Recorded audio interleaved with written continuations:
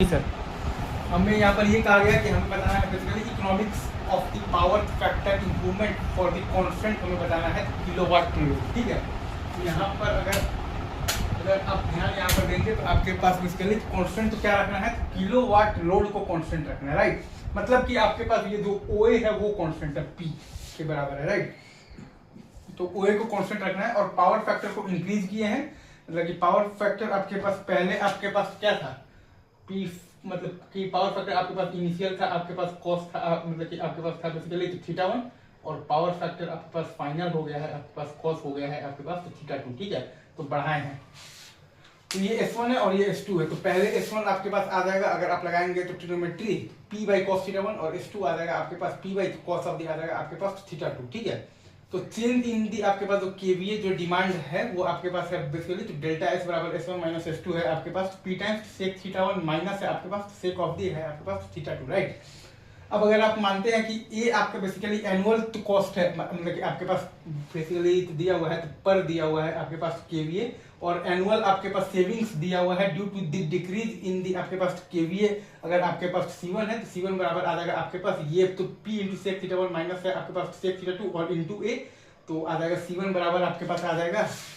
अगर आप ध्यान यहाँ पर देंगे तो A into P into sec theta 1 minus sec theta 2। वैसे ही अगर आप ध्यान दें मतलब यहाँ पर दीजिएगा तो रिक्वायर्ड आपके पास जो केवीएआर डिमांड मतलब कि ये वाला AC माइनस AV, तो टू रिड्यूस दिस आपके पास जो केवीए जो डिमांड आपके पास जो घटा है फ्रॉम S1 से S2 जो डिमांड है वो बराबर है आपके पास BC के, जो कि बराबर है आपके पास AC माइनस है आपके पास AV के, मतलब कि है मतलब कि है आपके पास P times tan theta 1 minus है आपके पास बेसिकली क्या है tan ऑफ दी है आपके पास थीटा 2, और बी आपके पास दिया हुआ है बेसिकली एनुअल कॉस्ट पर दिया हुआ है आपके पास KVAR of the power factor correction equipment. तो एनुअल जो कॉस्ट आपका बेसिकली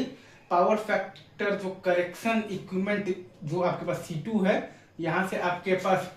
अगर आप मतलब ध्यान देंगे तो आपके पास बेसिकली जो एक्स्ट्रा जो खर्च है वो हुआ है B into P into tan theta 1 minus हुआ है आपके पास basically tan of the theta 2। तो नेट एनुअल अगर आप सेविंग अगर आप मतलब देखिएगा R बराबर है आपके पास C1 माइनस C2, तो वो बराबर आ जाएगा आपके पास AP times sec theta 1 minus sec theta 2 minus आ जाएगा BP टाइम्स तो टेन थीटा 1 माइनस आ जाएगा आपके पास टेन ऑफ दी तो थीटा 2। ठीक है, यही यहाँ आपके पास R है। ठीक है, तो अगर हमें यहाँ पर सेविंग को मैक्सिमम करना है, राइट, अगर हम लोगों को यहाँ पर सेविंग्स को मैक्सिमम करना है मतलब कि dr बाई डी थीटा 2 को जीरो करना है, तो वो डिफरेंशिएशन आपको आता है कि टेन थीटा का होता है आपके पास सेक स्क्वायर थीटा, और सेक थीटा का होता है आपके पास सेक थीटा इंटू आता है आपके पास टेन थीटा। तो करेंगे तो साइन थीटा 2 का वैल्यू आ जाएगा आपके पास b बाई ए, तो थीटा 2 आपके पास आ जाएगा sine inverse b by A, sine theta 2 आ जाएगा b बाई ए, तो थीटा 2 आपके पास आ जाएगा तो साइन इनवर्स तो b बाई ए, तो कॉस थीटा 2 आपके पास आ जाएगा under root of the 1 minus b square by A square. That simple. ठीक है, मतलब ये प्योर मैथ्स है, इसमें ज़्यादा कुछ है नहीं। हाँ जी सर, हमको यहाँ पर बताना है basically economics of the power factor को डिस्कस करना है, और इस पर आपके पास बेसिकली कांस्टेंट रहेगा, S कांस्टेंट रहेगा। ठीक है, तो S जब कांस्टेंट रहेगा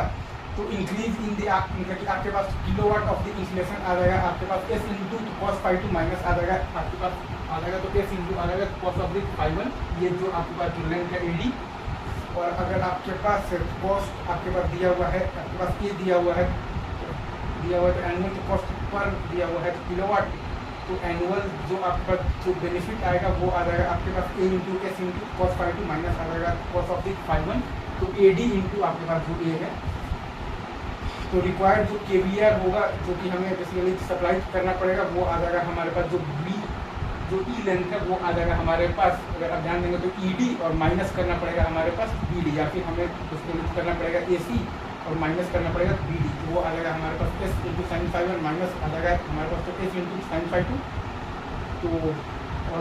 और अगर हमारे पास ये दिया हुआ है कि B हमारे पास एनुअल तो कॉस्ट दिया हुआ है पर दिया हुआ है तो KVR of the power factor correction equipment, तो जो टोटल एनुअल जो कॉस्ट है वो आ जाएगा हमारे पास C2 बराबर BS into sine phi 1 minus आ जाएगा साइन फाई 2। तो नेट हमारे पास जो एनुअल जो सेविंग है R वो आ जाएगा हमारे पास C1 माइनस C2, तो आ जाएगा AS into cos phi 2 minus cos phi 1 minus BS into sine phi 1 minus sine phi 2। अब एनुअल सेविंग R को अगर हमें मतलब यहाँ पर मैक्सिमम करना है तो dr बाई डी फाई 2 को जीरो कर देंगे, तो जब डिफरेंशिएट करेंगे तो आ जाएगा AS इंटू साइन फाई 2 बराबर BS इंटू आ जाएगा हमारे पास कॉस फाई 2,